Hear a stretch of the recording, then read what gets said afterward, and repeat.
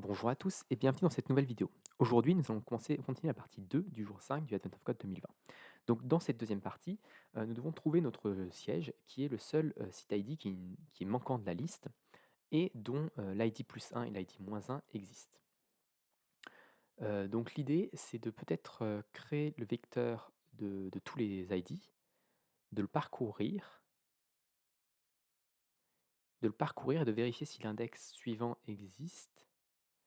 Hum,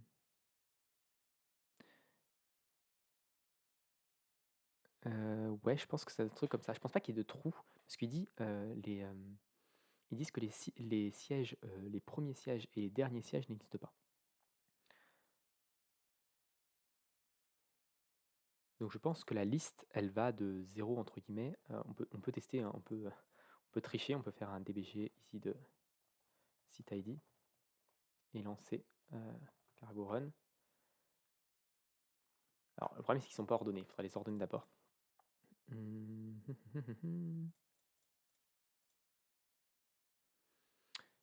pourrais faire ici un point map, de, row column.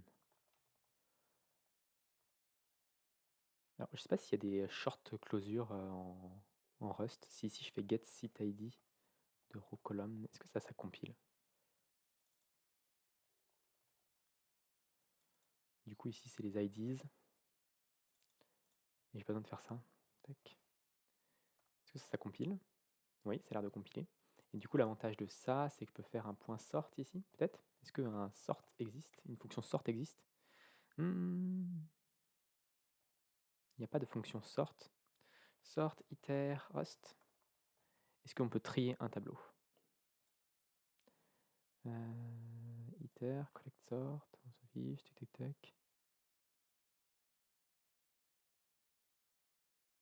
Repeat one, take one, take chain, iter once.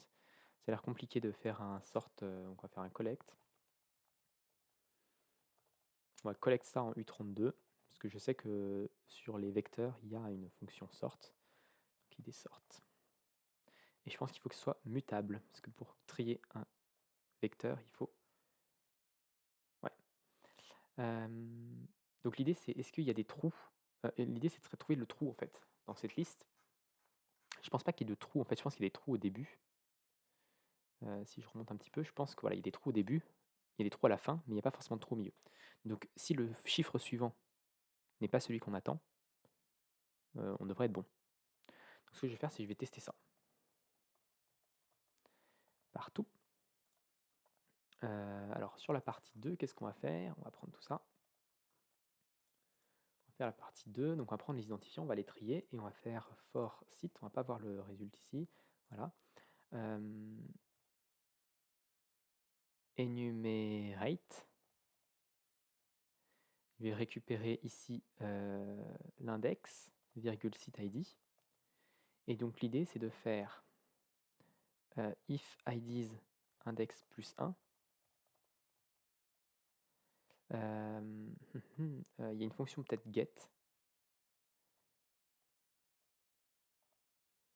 Let sum next site ID est égal à IDs de .get.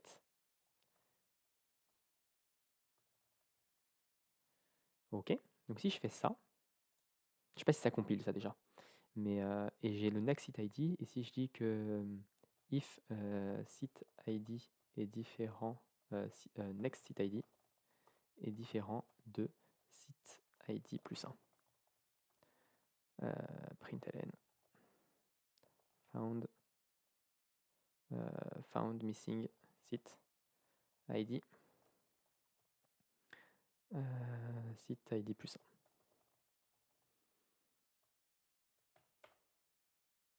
Ok, result is not found, ça on s'en fiche.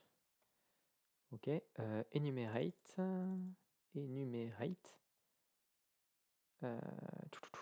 c'est iter enumerate. Ah oui, je pense qu'il faut faire un iter avant. La fonction enumerate, elle est sur les itérateurs et pas sur le... référence du 32, alors c'est lequel qui est référence du 32, c'est NextID. NextID, c'est une référence, alors que ça, c'est pas une référence. On peut la déréférencer, par exemple. 623. Et on n'a trouvé qu'un seul, donc a priori ça me paraît correct. Si on va voir 623 ce que c'est, 622, 624, ouais. Donc on peut aller, hop, ici, proposer 623 submit. Et c'est la bonne réponse. Donc c'est un peu plus simple. Ils auraient pu faire des pièges avec des trous au milieu. Donc ça aurait peut-être un peu plus compliqué du coup de trouver le vrai, celui qui a celui de gauche et celui de droite. Mais là je peux juste me contenter d'avoir celui de gauche, enfin celui d'avant. Je n'ai pas besoin de vérifier celui. Enfin, je vérifie que celui d'après, je vérifie pas celui d'avant. Ou inversement, je sais plus. Enfin bref. Donc bref, c'est beaucoup, enfin, c'est plus simple que la partie 1. Donc voilà pour cette partie 2, j'espère qu'elle vous a plu. Si elle vous a plu, n'hésitez pas à vous abonner à la chaîne et à partager cette vidéo autour de vous. Puis moi, je vous donne rendez-vous très rapidement pour la suite de ce Advent of Code 2020.